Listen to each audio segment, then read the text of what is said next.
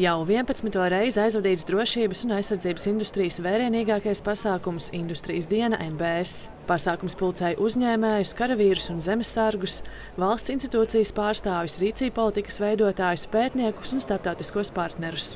Šogad mēs redzam, protams, ļoti lielu dronu izaugsmu. Mēs redzam jaunos risinājumus pret dronu ierīcēm, tāpat tās slāpēšanas, pārtveršanas sistēmām. Mēs redzam arī ļoti lielu aktivitāti no sauszemes platformām, kā viņas attīstās. Uzņēmumi izdomā arī daudz jaunas partnerības, sadarbojās savā starpā, piedāvā savus risinājumus sistēmu integrētājiem. Man šobrīd rokās ir signāls slāpētājs. Tas ir izstrādāts Latvijā un kopā sadarbības partneriem Lietuvā. Tie tiek izmantoti, lai pārtrauktu drona komunikāciju starp operatoru un dronu pašu. Ir pārdoti vairāk eksemplāri priekš Latvijas bruņotajiem spēkiem un arī Ukrainā. Pasākumā jau 8. reizi pasniedz Latvijas aizsardzības un drošības industrijas gada balvas.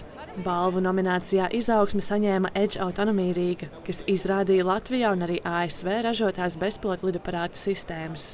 Tehnika var būt pielietota gan robežsardzei, gan militāras misijas, gan komerciālos uzņēmumos, kuri, piemēram, viens no user case'iem, tas ļoti interesants ir kompānija Japāna, kurā lido virs Fukushimas un mēra radiācijas līmenī.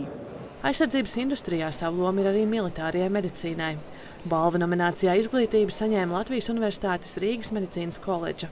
Šodien mēs demonstrējam tās laikmetu diktētās lietas, ar ko mēs nodarbojamies. Tātad viss šīs traumas, kas ir radītas gan kaujas apstākļos, kaut gan daudz traumas arī ir sadzīvē, kas notiek. Ja?